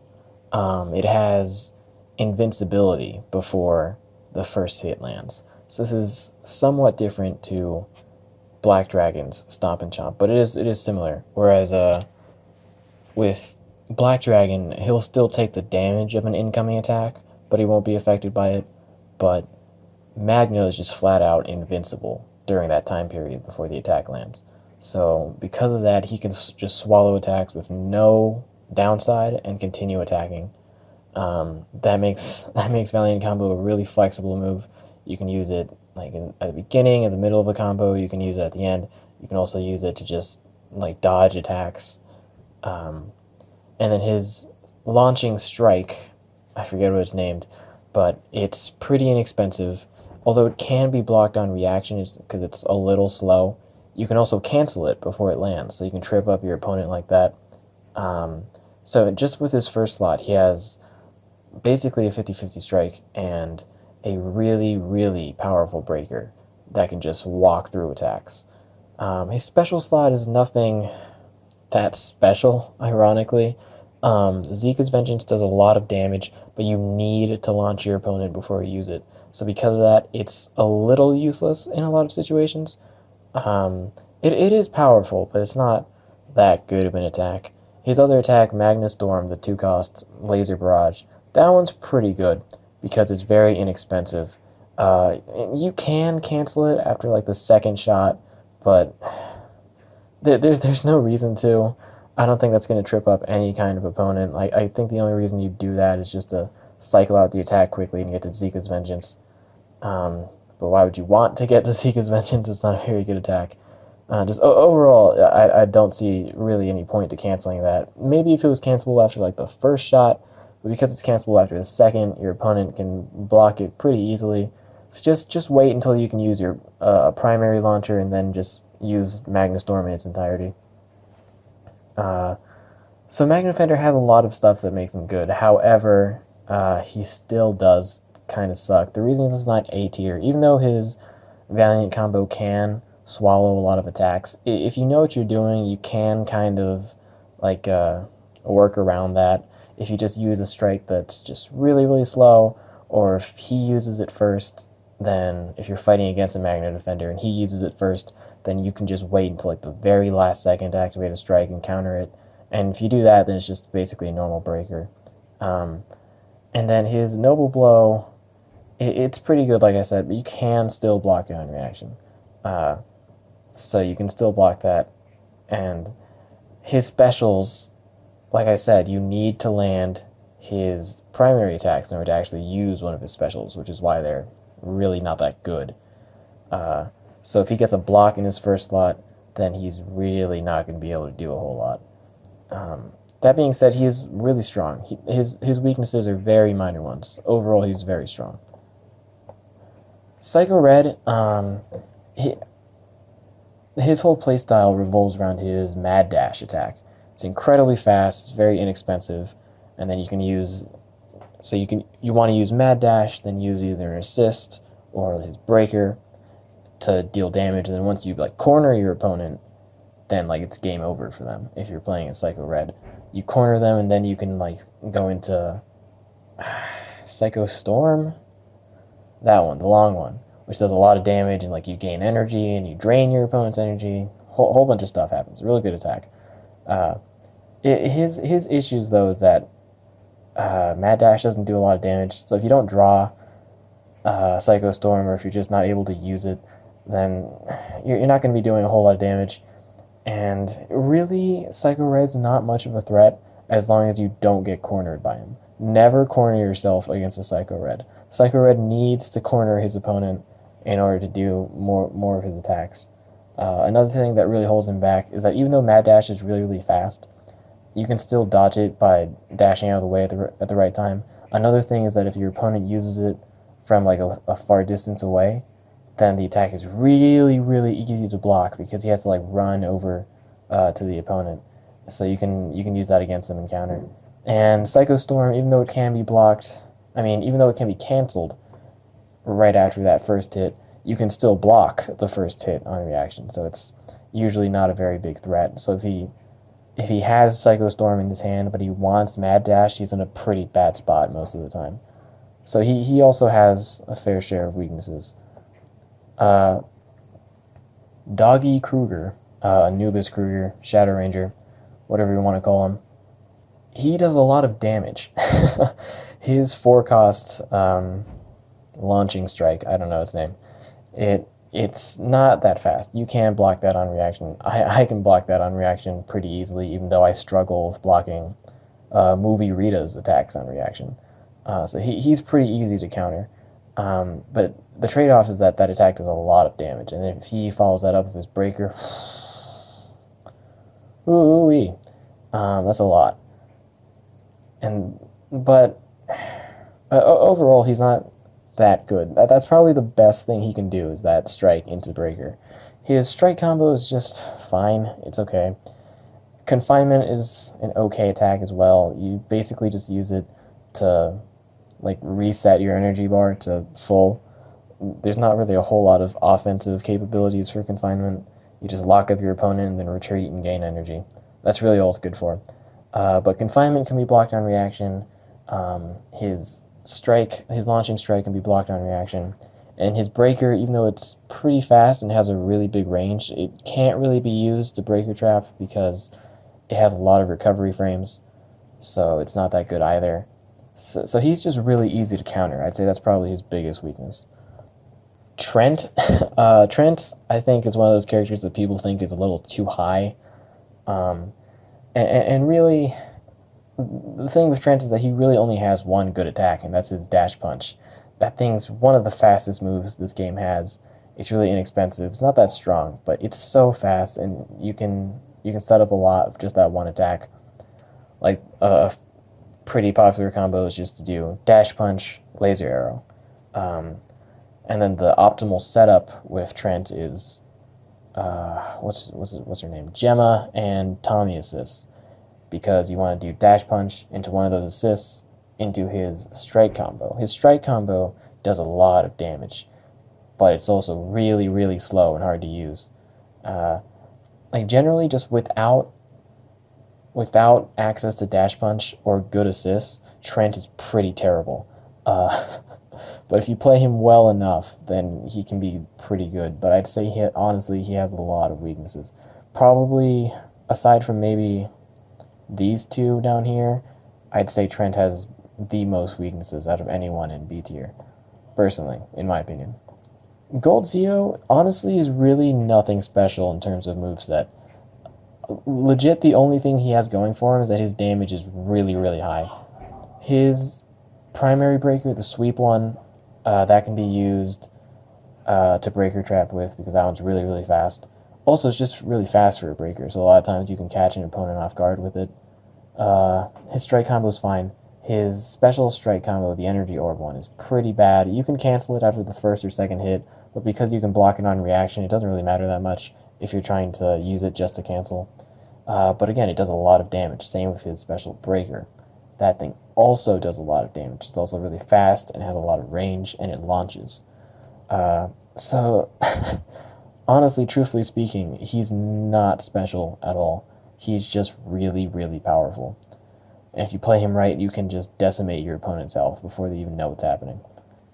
Preston, that's his name. I was gonna say Blue Ninja Steel, but I'm trying to call him by name here. Preston, his attacks are alright. They combo together well enough. His bind ability on his breaker is unique. But really the thing that holds him back is that you can block everything he does. I'd say his best attack is honestly probably his 50-50 strike in his primary slot, but both his specials can be blocked on reaction, and his breaker's really, really slow and honestly kind of hard to use because like sometimes it just doesn't combo right. Like if you use either his jumping strike or his strike combo and then try to use his breaker, sometimes it just won't work. Right, I almost finished this without talking about his stealthy switch ability. It's just something that he has. Like once you know that he has it, it's really not that big of a deal. It's not really that confusing or that troublesome. It's fine. It's an okay ability. But really, just his biggest weakness is that he can be blocked on reaction. Aside from that, he's really good. A tier. Let's start with everyone's favorite, Guile. Guile was for a long time the strongest character ever in this game, but he's significantly weaker now. But he's still up there. He's still up there. The reason being that all of his attacks are just insanely fast. They're super quick. And because his special slot has 2 counters, and his primary strike has 2 strikes, I mean, his primary slot has 2 strikes, you basically can't catch him off guard. He's one of those characters that can play offense or defense and do it pretty well. I say pretty well, not amazing, because the thing is, his damage output is just really, really low. Like, I think his strongest attack is Bullet Revolver, and it's only like a little stronger. Well, it's actually a lot stronger than most strike combos, but that attack also can't be cancelled, so it's kind of a risk in order to use it. But like the other Street Fighters, he has a time stopping super moves, whatever. So he can stop time and then unleash another attack. So because of that, he's pretty ridiculous. If you've played him or fought against him, you'll know what I'm talking about. Guile definitely deserves his spot in A. Zenaku, he's really, really easy to combo with. So in his primary slot, he has a really fast combo starter that also covers a lot of range. I think it's called Wolf Bite. The thing is, with that attack, it is kind of slow. You can block it on reaction if you're paying enough attention. But the issue is that the other attack in his primary slot is his strike combo. I don't know the name of that, but it's a 50-50 strike. And if you're expecting Wolf Bite and he does the strike combo instead, you can like block by accident and then he'll cancel it. Then you're screwed. And then his attacks just in general are super easy. Like, I'm pretty sure like everything he can use after like Wolf Bite, as long as he gets the spacing correct. And then his special attacks aren't that good, honestly. But the thing they do bring to the table is damage, especially his breaker. His breaker is really, really strong. His other attack, the one where he flies in the air for a bit, that one's not that strong, but it lasts a long time, so he can use that like after getting his energy timer reset, and by the time he touches the ground, his energy time will be able to start gaining energy again, which is something not a lot of characters can do. So he's able to gain energy pretty quick and deal a lot of damage. His attacks are really, really flexible. But the big thing is obviously his super ability. It's not really a super mode, but his silence defense ability that he gets after he takes a certain amount of damage. It just locks you from using like a third of your abilities if you get hit by it, because you can't use any defensive moves anymore.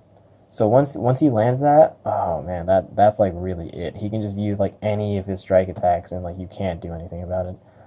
So he's really good. He has a lot of ways to just like destroy his opponent. But still some weaknesses, because like I said, you can block Wolf Bite on reaction. Jemma is one of those characters that people think should be S tier. I disagree really, really hard with that. I like strongly disagree with that. Jemma, her direct aim, that's her combo starter, is a really good attack. It's very inexpensive. It's relatively fast. I think you can still block it on reaction. I can't personally, but a lot of other people say that you can. So, to each their own. I think you can block it on reaction if you have like really good internet speed and really good reaction time. Most of the time, I don't have either of those, but I can definitely see how some could say that it's blockable on reaction. But it is a good combo starter for the most part. And then she also has Energy Mode, her projectile attack, which is not that good of a combo starter because it's pretty slow. You can block that really easily on reaction. That definitely you can block on reaction. But that one's more like a combo extender. You usually use that in the middle or at the end. And then her breaker like freezes and lifts the opponent in the air, which is really, really good. That allows you to like recover energy, because like they're immobilized for such a long time, and then you can just keep attacking after they're unfrozen. And then her big attack, the one that does the most damage, is Cyclone. It's her primary strike combo, and it just does a lot of damage. And that's really the thing. That's the issue with her. Outside of Cyclone, none of her attacks are that strong. Especially Energy Mode. Energy Mode is weaker than Direct Aim, which doesn't make a whole lot of sense to me because I think it's a worse attack. but that is what it is. And also, it's just kind of difficult to do combos with her, uh, because usually you need to do direct aim into energy mode and then into cyclone, because a lot of the time, like you won't have enough space to go from direct aim directly into cyclone. If you're in either of the corners, then you can do that. But if you're like somewhere near the middle of the screen, that's not going to be able to happen. So a lot of the times you'll need an assist or energy mode to lengthen your combo. And if you don't draw those moves, then you're kind of screwed.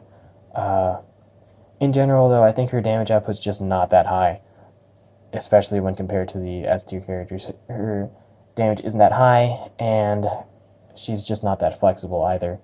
So while she is really good, I do think she's really good. She's not S tier. I don't think she's broken or anything. Next we have Cat Manx. Oh, Cat Manx. She's really good because she has two really quick breakers. They're a lot faster than some strikes, which is nuts. And then her counter is also really good because it costs two, and then she can cancel it after like the first or second hit, so she can really trip up an opponent like that. But mostly, you can, if you activate the counter and then cancel it after the first hit, you can go directly into a breaker with her, and the opponent can't do anything about that. Like, literally, they can't do anything, which kind of sucks for them. But she's really good. Also, yeah, her strike, while it's kind of slow, it does a lot of damage. So if you use that after one of her really fast breakers, you can really punish your opponent. So she's just super flexible for attacks. She's super flexible. Like, honestly, as long as you slap on like 2 strike assists with her, you should be fine. Her issue, I think, is that overall her damage isn't that high. Like I said, her strike is really strong, but it's definitely the strongest attack she has. And aside from that, her damage output's not that good. Goldar is really good. His main claim to fame is going to be his strike combo, the 50-50 strike. Because of that, he can like trip up opponents really easily and go directly into one of his breakers, which are both really strong. But another thing with his 50-50 strike is that the second hit that immobilizes you afterwards is super quick. So even if you see it coming that he's going to use the attack and you know that he's not going to cancel, a lot of the times you can't actually block because the second hit is just so quick. So he can do that, stun you, and then go into his breakers. Both of his breakers are super strong. I think I mentioned before that Snide's Vortex Slash is the strongest attack in the game, but Goldar's Stomp attack is like right behind it. And his Stomp is much easier to land. So he's really powerful. The main thing that holds him back is that without his 50-50 strike, he's pretty useless. You can counter him really easily. He just can't go on the offensive. He has to like kind of wait for the opponent to do something or use an assist. So without his 50-50 strike, he suffers a lot. Jack Thomas is he's really muscular, and that's why he's up here. And by I'm kidding. Jack Thomas, he's really flexible. Similar to Cat, I think he has like a very similar setup, being strike, counter, breaker, the way his attacks are set up. His breakers aren't as good, but they're still usable. And I forget the name. The one that costs 4, the tackle one, the tackle breaker. That one's really good. You can breaker trap with that. It also just does a lot of damage, and you can use any of his attacks after you land that. And his strike is a really good combo starter attack. I think you can block that on reaction, but it has like a way bigger range than it should, honestly. I've tried to dash out of it a whole lot of times and I usually get hit. It's really quick and it stuns, so you can use either of his breakers afterwards.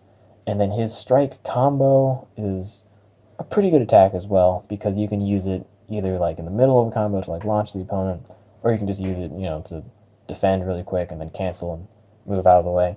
So he's just really flexible. Oh, and right, I forgot to mention his big breaker. His big breaker, the one that costs 5.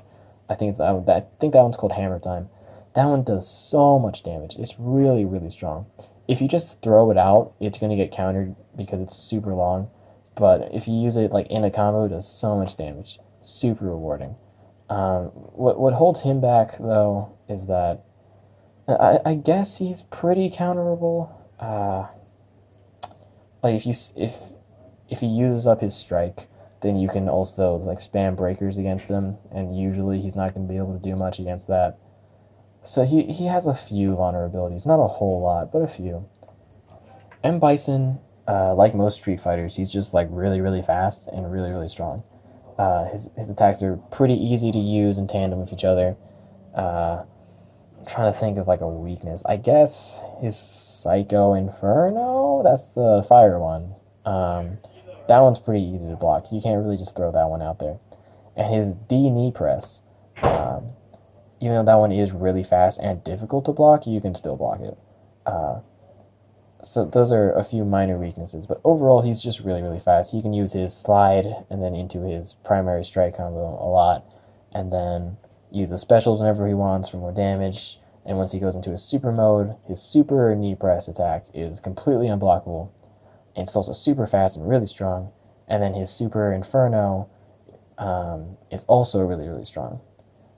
So weaknesses, aside from the fact that I mentioned that his specials can be blocked, I think another thing is that because he doesn't have any breakers, he's usually pretty predictable. Like honestly, he's one of the safest characters to fight against, where you can just like throw out a block at any time, because like he needs to use either a strike or a counter in order to start something. So it's pretty safe to just throw out a block like at random intervals, in order to counter him. Akuma, he's a really like flexible character because he can use his Hadoken to go into his like breaker attack, which does a lot of damage. It's really like quick, like easy combo to do. Or he can use his counter to like protect himself, and then use his breaker. He can just do a lot of stuff. His attacks are all pretty fast, do a pretty good amount of damage, and again, because it's a Street Fighter, he has super moves that are also really good. Especially his super counter move. That one does a lot of damage. In terms of weaknesses, if he doesn't draw his Hadoken, then he's usually pretty screwed. Because his breaker is pretty easy to counter, and his counter is also easy to counter. But aside from that, he's pretty strong. Well, something you'll notice about all these characters is that they only have like one or two downsides, and when they do, it's usually pretty minor stuff.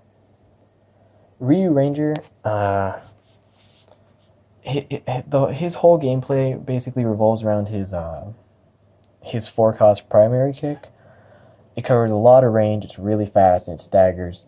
So you want to use that attack and then use either of his special attacks, and that'll combo really well. His damage isn't that high for the most part, but because you can consistently land his attacks pretty easily, he's really good. And again, he has super moves, yada yada, really strong. You get it. In terms of weaknesses, like I said, his damage output isn't that strong. And again, like other characters, he gets kind of predictable because he needs to use his strike kick after a while. Like after a while, you'll notice that. So you can usually like block him like preemptively. Phantom Ranger is one of the characters that I think honestly should be dropped down a tier. I don't think Phantom Ranger is that good. But a lot of other people seem to think that he's really strong, so I'm fine with him being in A tier. So he has two 50-50 strikes in his primary slot. And because of that, he can trip up opponents pretty easily. But honestly, the issue with that, though, is that even though they're both 50-50 strikes, you need to land the second hit for both of them in order to actually start a combo. And if your opponent has a lot of counters, then that's pretty hard to do. Because with a 50-50 attack, you're just as vulnerable as your opponent whenever you use them. Honestly, Phantom Ranger just really suffers against really defensive opponents. For the most part, he can't like stack up to them that well. Another thing that sucks with him is honestly his special attacks. Both of them are pretty bad in my opinion. His Ruby Breaker it's fine, like it does a lot of damage, but it's super expensive and it's kind of hard to use.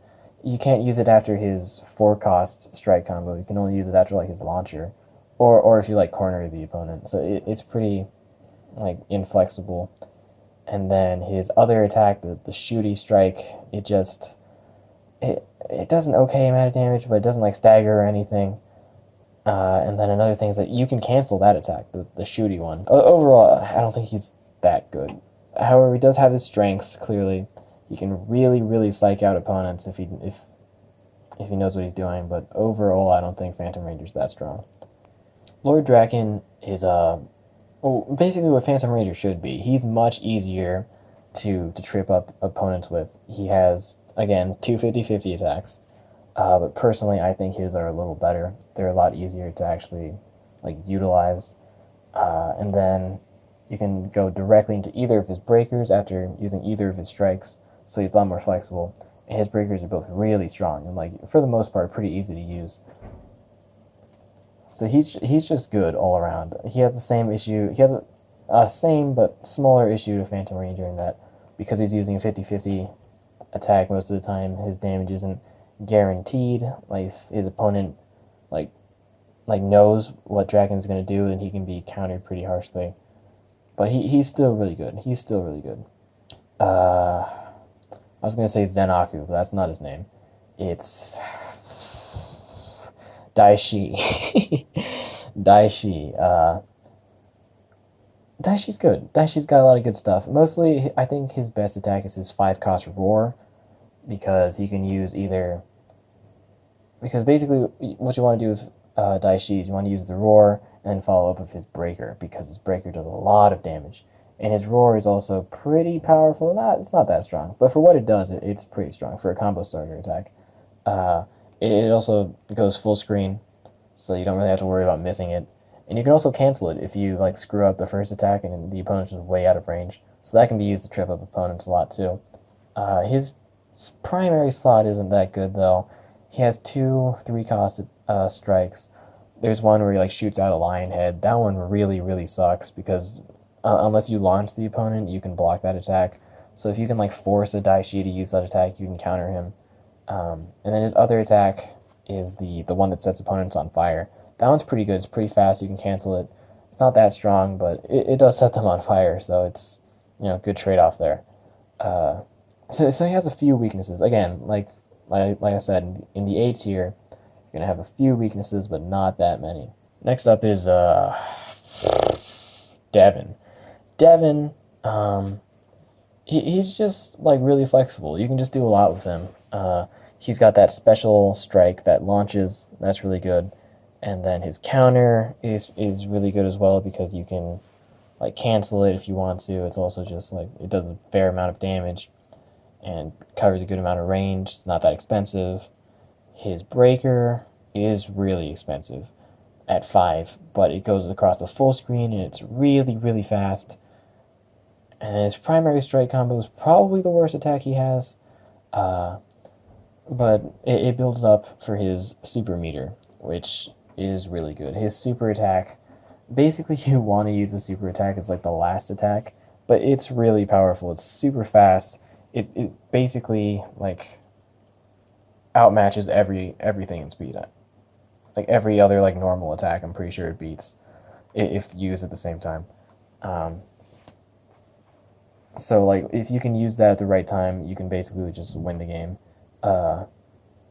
His issues though is that you need to land his primary attacks to actually win with him, because his primary attacks are the ones that build up the super meter, and that can be a little hard. Not really, because like with the breaker attack, it's really easy to land that, but with his strike, it's a little harder. I guess other weaknesses. His special strike can be blocked if he misses the first hit. That's usually not going to happen that often, but if it does, then it is pretty easy to block the rest of the attack. And then his primary strike, because it cancels after the second hit, if you can see that coming and block the second hit, then you can counter him. So he has a few issues, but nothing super big. Blake's another character that some people think should be S tier. I'm going to argue why it shouldn't be. And that's basically just because he kind of sucks without his super mode. The best attack he has is his strike combo, which is a 50-50 attack. and his I think it's called Pincer Paralyzer. That's the other strike move he has. Pincer Paralyzer can be blocked on reaction. It's pretty slow, but it does cover a lot of range, which is what usually messes people up because they don't expect it to reach that far, but it does.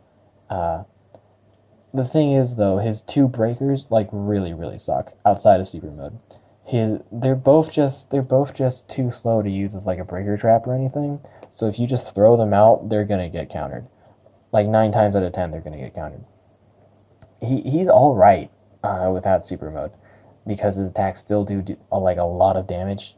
But like once he enters super mode, then he becomes really good.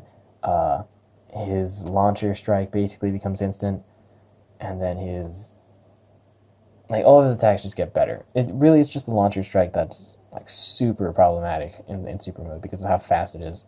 Uh, so he can do a lot, but I feel like he's pretty easy to play around.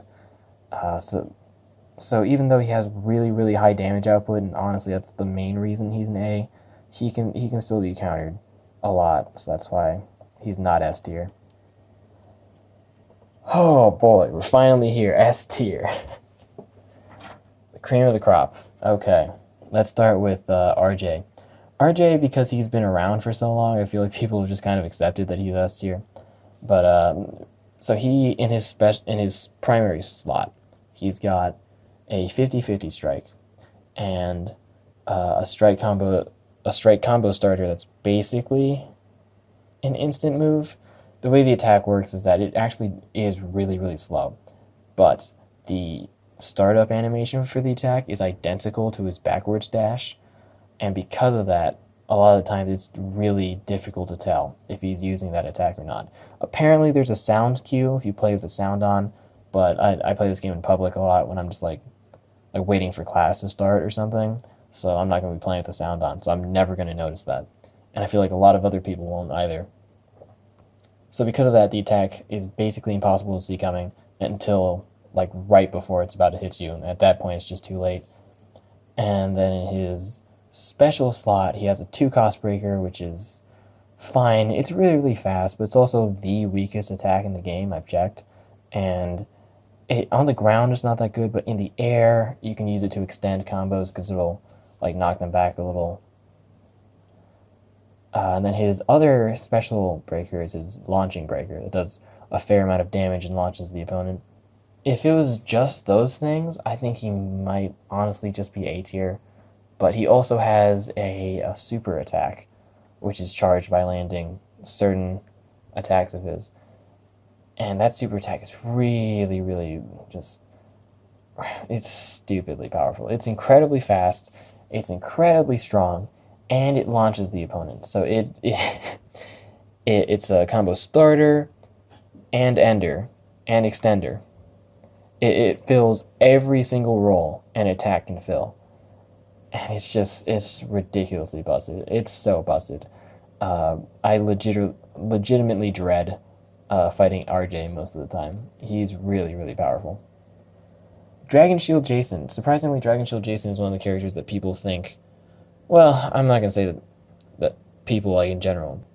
He's a pretty divisive character. A lot of people think that he is clearly S tier, while a lot of other people think that he's not very good and should be dropped a tier. I think that he's S tier. Like it's not even really a question in my mind. He has an instant launcher that costs 3, and then he can use either of his breakers as follow up. Then he has a counter combo, and that attack is really good because it's cancelable after the first or second attack, and you can really trip up an opponent using that because like on the second attack, if you're canceling the second hit of that attack, then you can cancel like right before the third hit, like right before. I've done that so many times, and it just screws up the opponent so bad.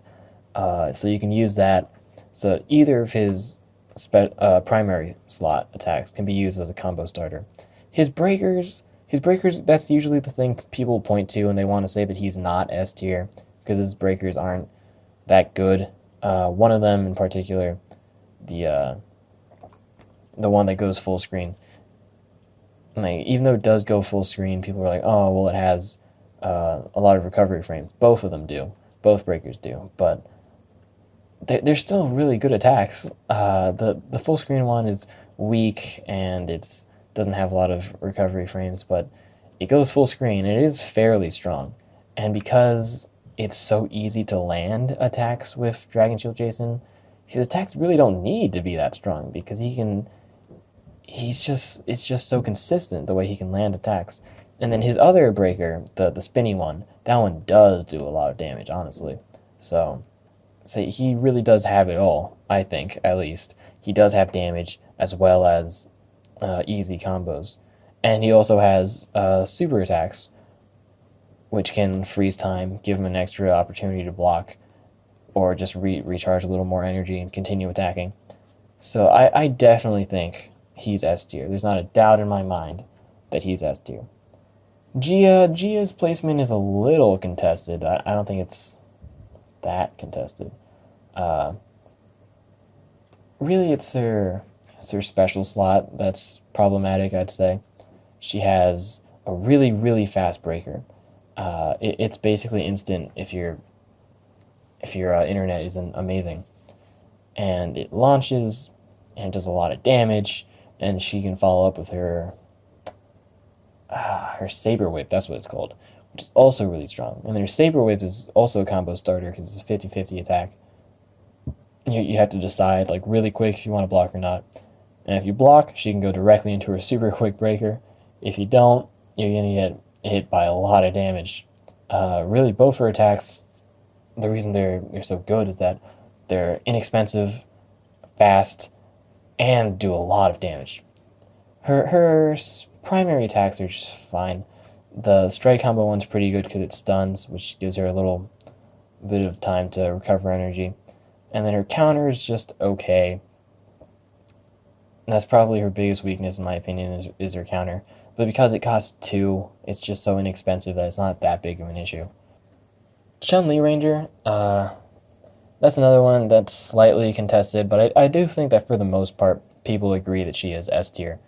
Uh, she's just really easy to do combos with because her attacks are, for the most part, really, really inexpensive. She's basically, in my opinion, she's basically Jemma, but better. I think it's a lot easier to do things with Chun-Li Ranger. And Chun-Li Ranger also has a counter move of her own, which makes her, I think, a little more flexible. And like the other Street Fighters, she has super attacks that are really, really good. So she can just do a lot. She can just do so much. Really, really easily, I think. So definitely, I think she's S tier. Definitely. Boy, oh boy. Here we are. The best character in the game. Solar Ranger. Oh, Solar Ranger. Oh boy. I saw a comment on the last tier list post that said that Solar Ranger should be in an S plus tier, and honestly, I kind of agree. It's true. She's really ridiculous. Solar Ranger. Solar Ranger is what a lot of people think Ranger Slayer is. Because people complain about Ranger Slayer saying that she can do these infinite combos, whatever. Two things. One, they're not infinite. Two, they're not that strong. The thing with Solar Ranger, though, is that they are infinite, and they are that strong. Also, with Ranger Slayer, it's kind of difficult to start one of those long combos, but it's so easy with Solar Ranger. You can use any of her attacks, and then go directly into this long combo. It's so long. They're so long, and you can recover like energy in the middle, so just continue attacking. You can like legitimately take out like 50 to 60% of an opponent's health with one combo from Solar Ranger. Uh, so that's just ridiculous. I don't think any character in this game has ever been able to do that before. Even like the strongest of the strongs in previous times. I don't think that anything has ever been like this. Really, all it takes is 2 mistakes if you're fighting against a Solar Ranger. You screw up twice and you die. That's it. uh, Jesus Christ, she's ridiculous. She's absolutely ridiculous. Now, looking at this list, you'll most definitely notice that the two newest additions to this game, Psycho Green and Zeo Red, aren't on the list. That's because clearly it was made before those two were implemented into the game. And just to give my quick thoughts on their hypothetical placements, Psycho Green, I think, would definitely fit into A tier. He plays very, very similarly to Lord Draken, having two mix-up strikes that you want to like trick up your opponent and then go into your breaker directly after.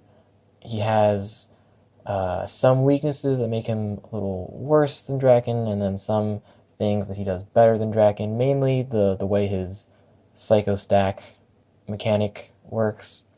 He has to build up his stacks in order to for his breakers to do a lot of damage, because otherwise his breakers really aren't that strong. So if he does trip you up and then he uses his breaker, but he doesn't have a lot of marks, then you're not really getting punished that hard.